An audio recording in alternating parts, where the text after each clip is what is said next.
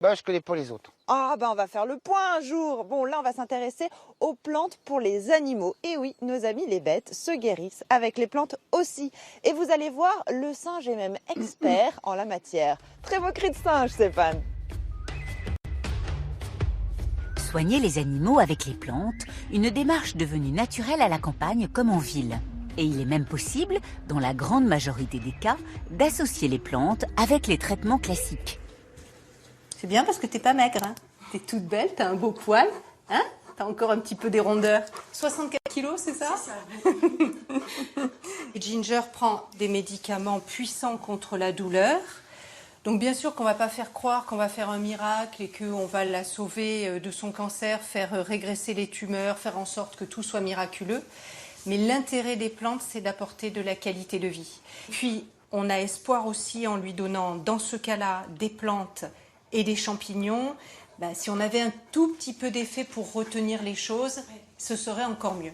Alors, il y a plusieurs façons de faire, hein. On peut donner une tisane, on peut acheter des gélules de plantes, et puis après, c'est de l'expérience. Et puis, il y a de plus en plus de vétérinaires qui y accèdent, parce que c'est une solution comme une autre. Et moi, je dirais qu'il faudrait commencer par ça.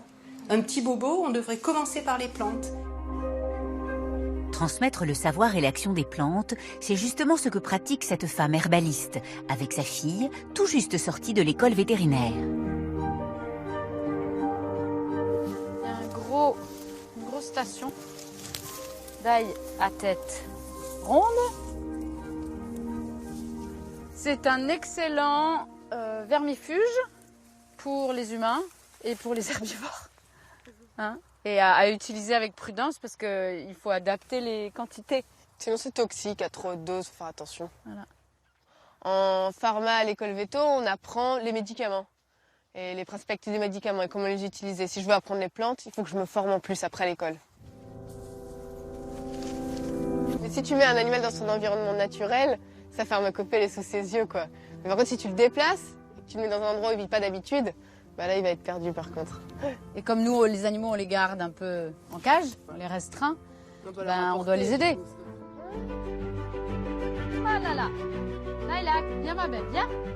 C'est de l'ortie concentré. Donc on fait cuire l'ortie dans de l'eau, on laisse réduire et on concentre l'ortie de cette façon. On rajoute un petit peu de mélasse, ce qui le rend appétant, et elle le prend super bien en fait. Et là, ça va lui permettre de redonner de la force pour le printemps. Puis le poil est pas très beau là. Et l'ortie, c'est bon pour les cheveux des hommes et des femmes et pour les poils.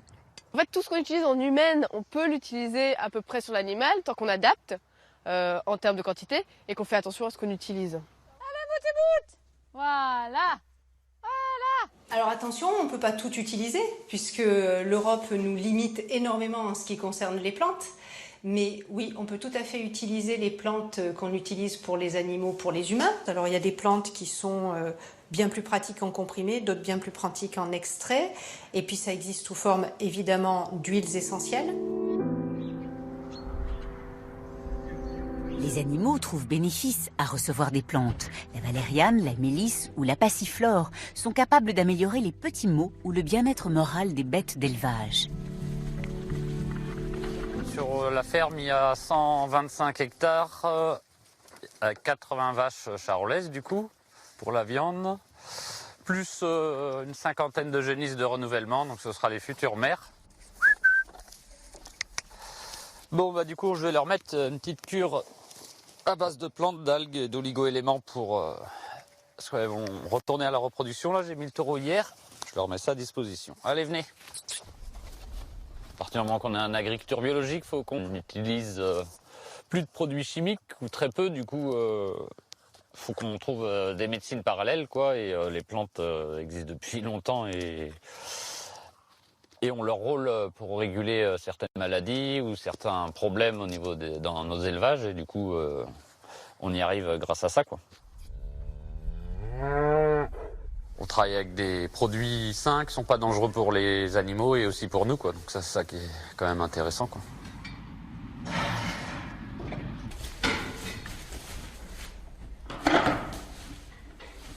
Ça, c'est l'huile essentielle de Ravinsara. C'est pour lui donner un peu de tonus parce que la mémère, là, elle a eu son vélage ces jours-ci et ça s'est pas très bien passé. Du coup, elle a besoin d'être revitalisée. Bon, du coup, les plantes vont l'aider, et moi aussi. Après la Deuxième Guerre mondiale, on n'avait quasiment que ça. Les antibiotiques, c'est extrêmement récent. Et il y a encore des choses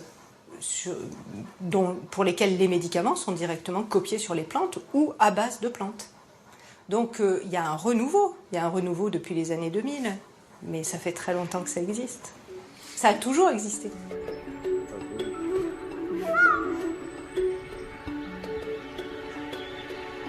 Les animaux sauvages, comme les singes, le savent bien et pratiquent l'automédication avec les plantes qui les entourent. Le gorille écorce les branches des noisetiers qui vont lui permettre de bien digérer grâce à ses fibres. Alors les singes utilisent énormément les végétaux dans la forêt équatoriale, ça c'est une évidence. On a même le chimpanzé qui connaît plus de 350 espèces de plantes médicinales pour pouvoir soigner plein de petits maux, des parasites intestinaux, des blessures, voilà, ça on sait qu'ils savent utiliser. Et dans le milieu captif, on met à disposition des petits jardins en fait botaniques pour leur mettre à disposition notamment des plantes aromatiques qui ont certaines propriétés médicinales. On va retrouver de la lavande, on va retrouver du thym, on va retrouver du millepertuis. Millepertuis, c'est connu pour ses propriétés anti-stress. Le thym, infection pulmonaire, et la lavande, ça peut jouer sur le manque d'appétit. À force d'essayer, ils se sont rendus compte que les plantes avaient certaines propriétés et on a pu observer que les animaux l'utilisaient au cours des saisons, voilà, puisqu'on a chez certaines populations une culture qui se transmet de génération en génération sur les plantes médicinales. L'homme a encore beaucoup à apprendre du singe et d'autres animaux sauvages en matière de santé par les plantes.